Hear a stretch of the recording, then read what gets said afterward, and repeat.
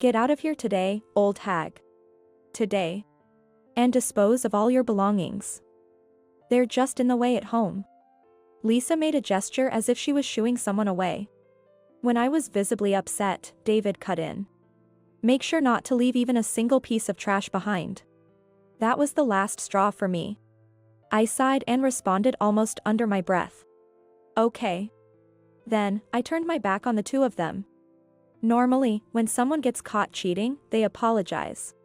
Why act so defiant? Moreover, they tell me to leave because they want to live here together? Stop screwing around. They only said what was good for them, but don't they think I might have some evidence that was not good for them? Well, that's fine by me. Enjoy yourselves while you can. I'll be getting ready for payback over here. I smirked to myself as I headed to my room. My name is Michelle. I'm coming up on 20 years of marriage with my husband, David. At the age of 48, I work from home as a designer, while David, 2 years my senior, is thriving as a system engineer. Our son, Jason, born right after marriage, is now a 19-year-old distinguished college student. Hearing this, one might picture a happy family. But in reality, it's not quite like that. Recently, there's been something suspicious about David's behavior. On weekends, David sneaks out. Moreover, his returns on weekdays are considerably late.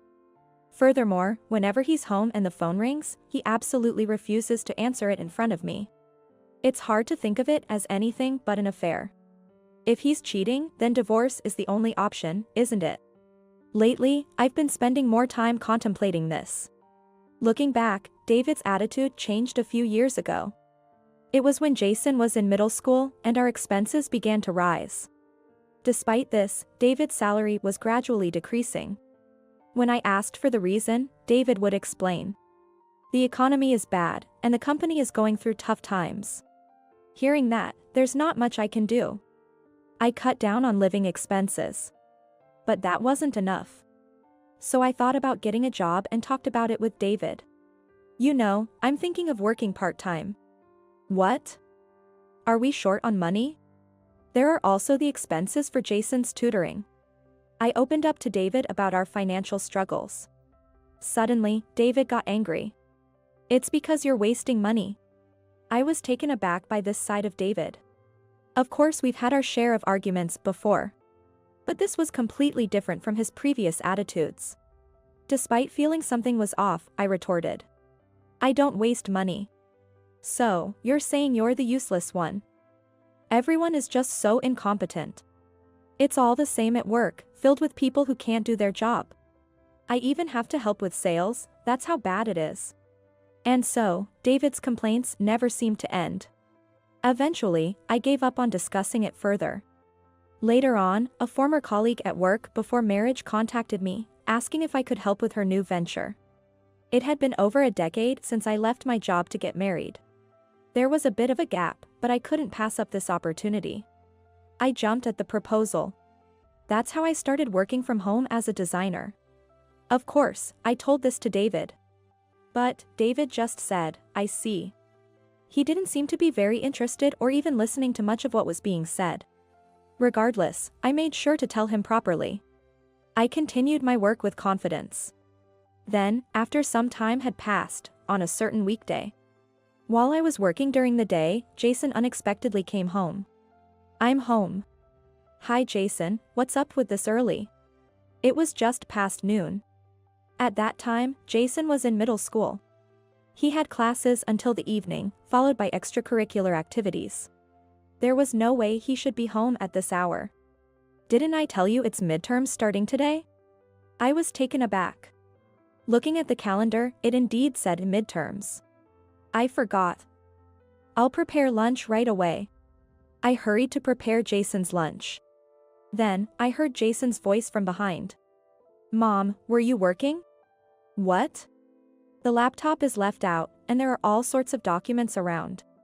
Jason was pointing to the work documents and laptop I had left on the living room table. Oh, sorry. I'll clean it up right away. No worries, it's fine. Anyway, I got something to talk with you. Jason ran to his room. Soon, he returned with a tablet. I've been making a game. I want to be an engineer like Dad. Jason showed me the game he created on his tablet. It wasn't as polished as commercial games, but it was quite good. That's amazing. I want to go to a vocational school. Do you think Dad would agree? If you show this to him, I'm sure he'll agree. I was wholeheartedly supporting Jason. But our hopes were shattered. Because when David saw the game Jason created, he harshly criticized it. This is it? Don't make me laugh. But no good, absolutely no good. I could make something like this in 10 minutes. David laughed uproariously. Seeing David like that made me furious. From the perspective of a systems engineer, David might think Jason's game making is little more than kids play. It's one thing to offer professional advice, but mocking is just unacceptable. As I was about to complain, David continued speaking to Jason. If you have time to play around like this, concentrate more on your schoolwork. Choose words more carefully. When I cut in, David became visibly irritated. What? Any problem with my way of educating Jason? Oh yes. You should respect his autonomy more. Huh? After all, isn't it the wife's responsibility to educate the children? If you had properly educated him, this wouldn't be an issue. David raised his voice. I immediately clammed up. There's no point in arguing with him. I have to be the one to support Jason. In the end, I just silently listened to David's complaints. I waited for David's anger to subside. And the next day, when David wasn't around, I said to Jason, Jason, I'll buy you a computer, so use it to learn game making. Really? Of course. If your dad says anything, I'll tell him I'm using it for work. So, I ended up buying an expensive desktop computer out of my own pocket for Jason. David looked suspicious, but I insisted it was for work. This incident became a turning point, and my relationship with David gradually worsened. Of course, I've thought about divorce. But with Jason around, it's not easy to bring up. I continued to feel uneasy. Meanwhile, Jason went on to college. I thought I could study more specialized subjects in college, and Dad wouldn't complain, he said. Before I knew it, Jason had grown up to be quite wise. Maybe we'll manage even if I decide to divorce. That's when I started considering it. Jason, who had just returned from college, rushed to me. Mom, you've got to hear this. What's the matter, Jason? I stopped my work and looked up. Jason's face was pale. I began to feel anxious. Finally, Jason hesitantly started to speak up. Actually, I saw Dad cheating. Dad's cheating? When I asked him back, Jason gave me the detail. Here's what Jason told me. It happened a few hours ago. Jason was heading to the college to take the lecture. But then, his friend messaged him that the lecture was cancelled. So, he went out to downtown to hang out with his friend. That's when he saw David walking arm in arm with a young woman. Due to the presence of friends, it seems he chose to ignore what he saw. But unable to bear it, he came home. Sorry. If I had been alone, I would have confronted Dad right there. That would have been impossible, of course. I understood the pain Jason was going through. Setting that aside, I was already aware of David's infidelity. Thinking about it, David's recent behavior had been strange. He would leave immediately on weekends and come home late on weekdays. When at home, he would sneakily talk on the phone away from me. There was no way I couldn't suspect something. That's why I had already requested an investigation into David's conduct a while back. I already had the results. When I shared this with Jason, he looked surprised and asked me, "So, you were calm because of that? Are you thinking of getting a divorce?" Well, the investigation results were conclusive, probably. I see. If that's what you've decided, Mom, I won't say anything. If that was the case, it made things simpler. That night, I intended to confront David when he came home. However, David didn't come home. He must have realized that Jason had seen him. David returned a few days later, on a Sunday. Moreover, he was accompanied by a young woman I didn't know. As I was wondering if this woman was his mistress, she spoke up first. "Hello, nice to meet you. I'm Lisa and I am David's girlfriend." Her insincere greeting infuriated me. In the Maya time, David said to me, "So, Lisa and I will live here together after I divorce you. You leave right away. What's the reason? A brilliant man like me deserves a younger woman, not an old hag like you." David smirked. "How can you say that?" Even though I was dumbfounded, I complied. "Oh really? That's exactly what I was hoping for." I dared to be sarcastic to them. Then, Lisa, looking annoyed, pointed at me. "Acting all high and mighty for an old hag?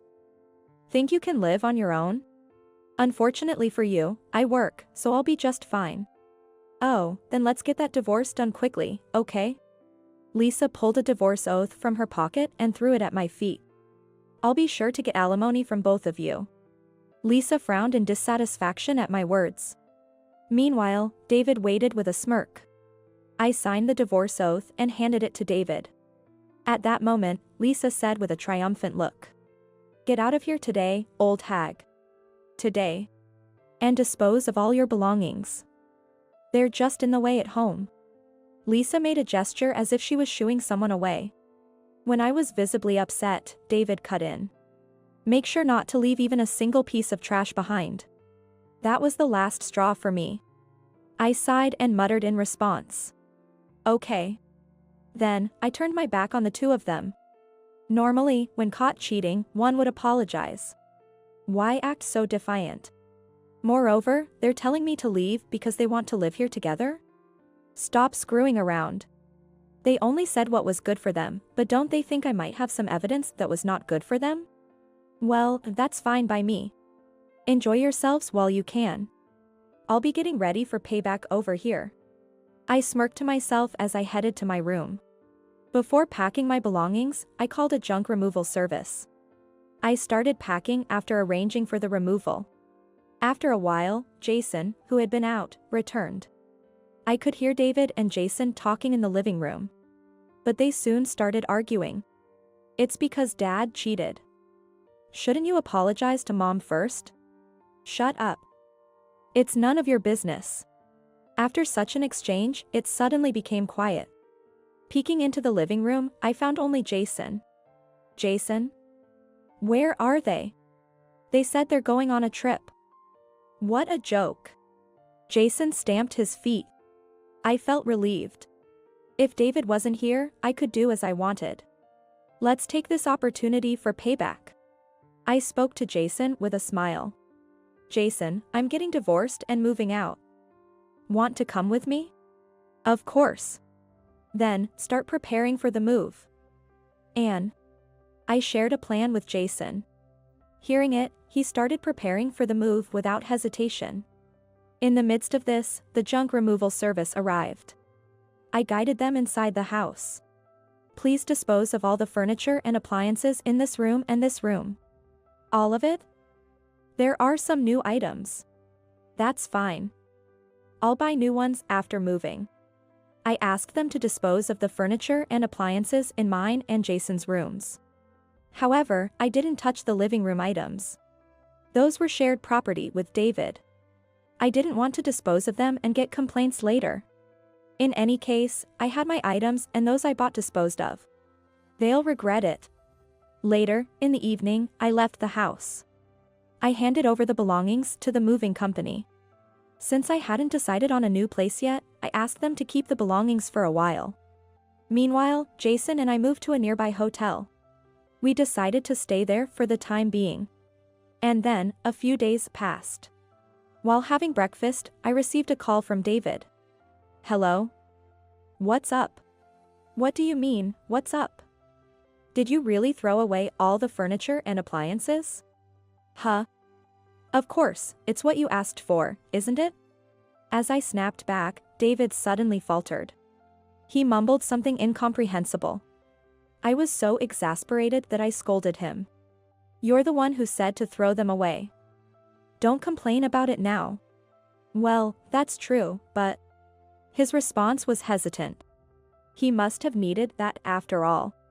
Actually, I had an idea of what David was looking for. Knowing this, I had said that everything was disposed of.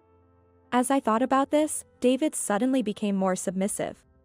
So, which company did you use for the disposal? Why do you want to know that? Well, I'm looking for something. Just as I thought. I smirked to myself. Then, I asked him pointedly. Looking for something? The fridge, washing machine, and TV, all your stuff is there, right? No, it's not that, it's about the computer. I knew it. David was looking for the computer I bought for Jason. Feeling certain, I mentioned it casually. The computer?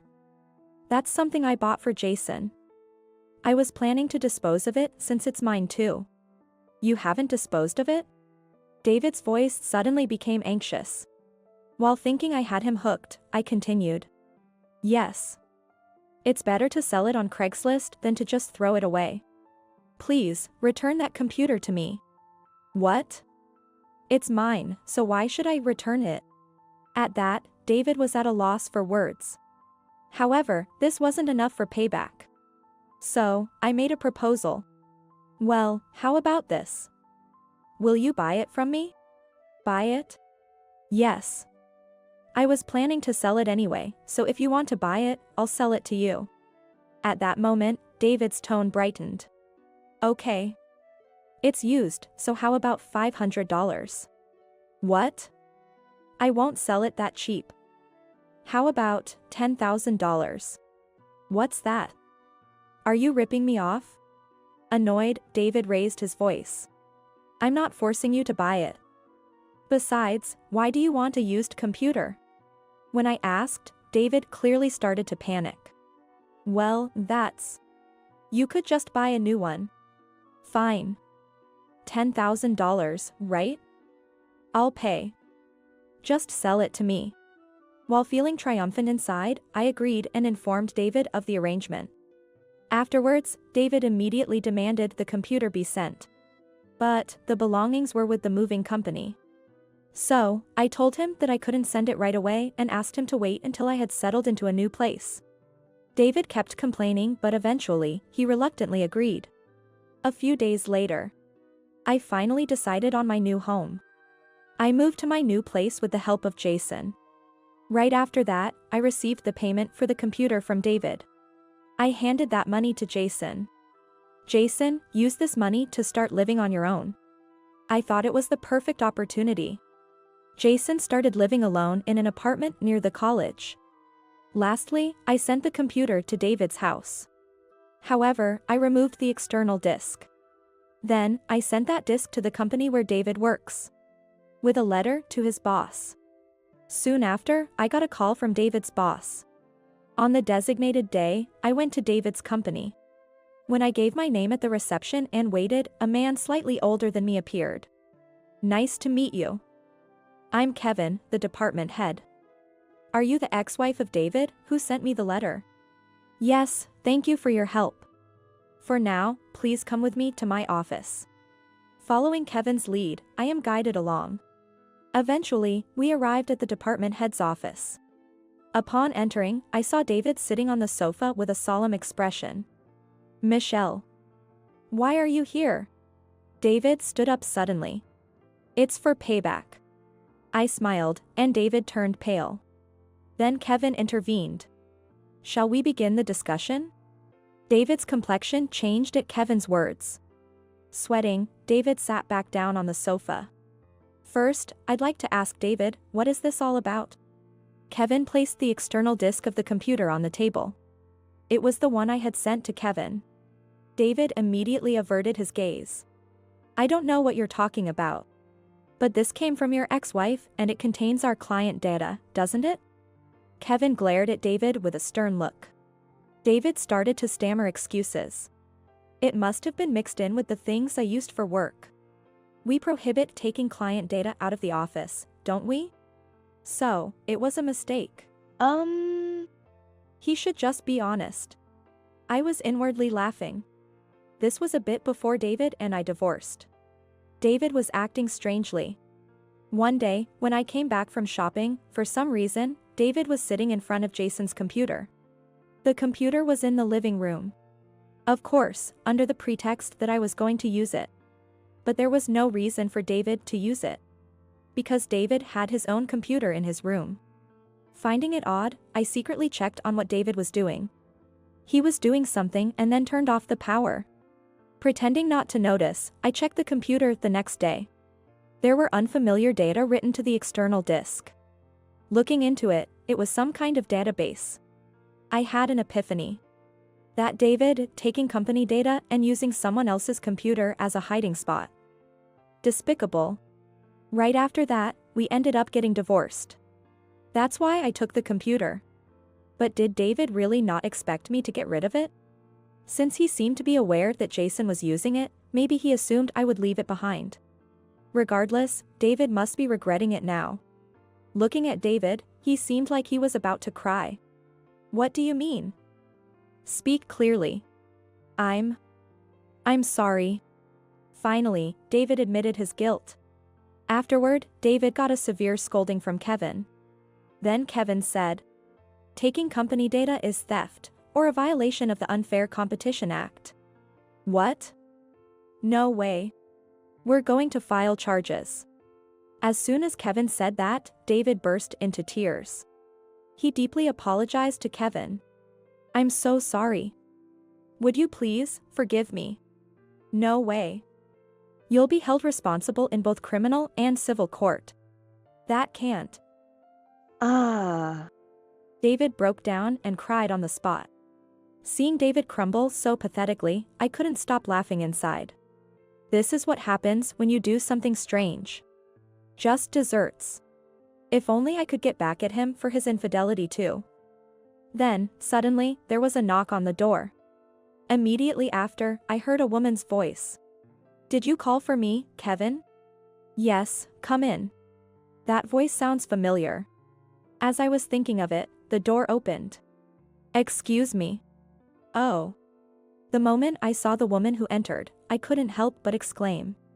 At the same time, the woman looked at me. Then she shouted, "What?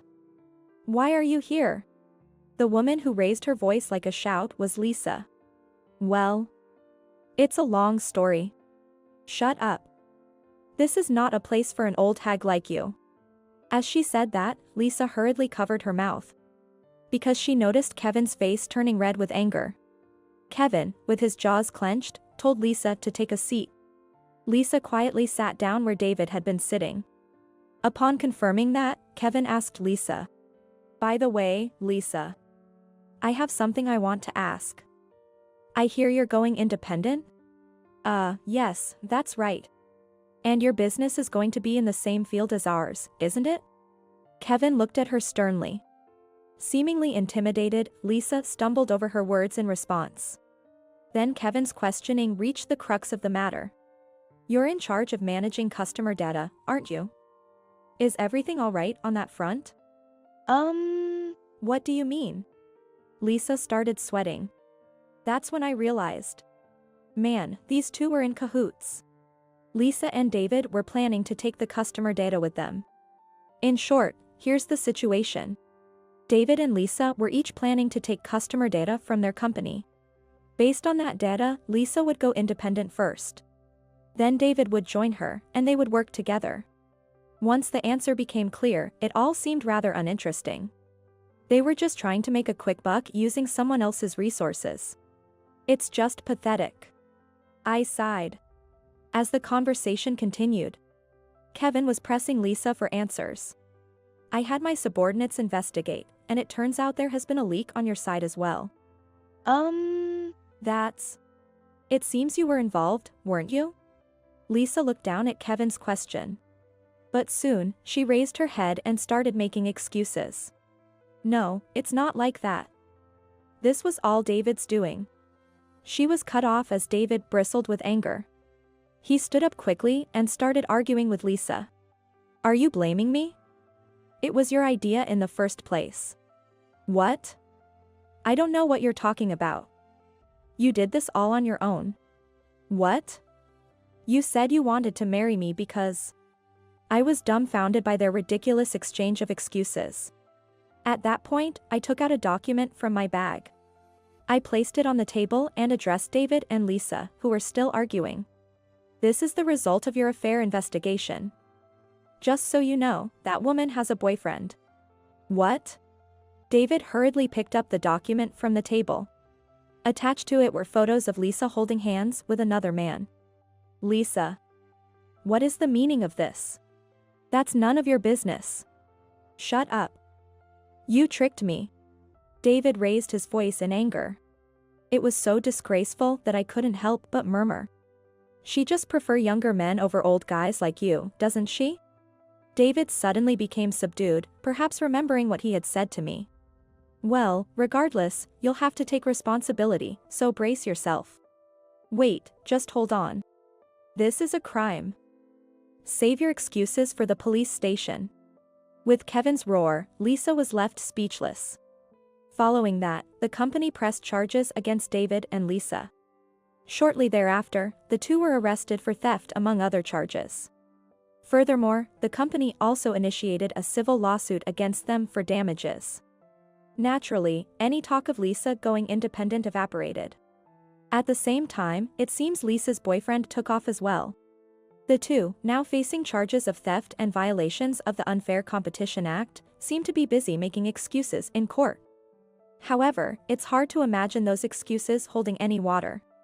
The outcome of the trial is certainly something to watch. Even if they end up with a fine, I doubt either of them can afford to pay it. I'm just glad I got alimony before things got to this point. By the way, I'm thoroughly enjoying living on my own. My design work is going well, and my income is stable. It seems Jason has found himself a girlfriend, so there's plenty to look forward to right now.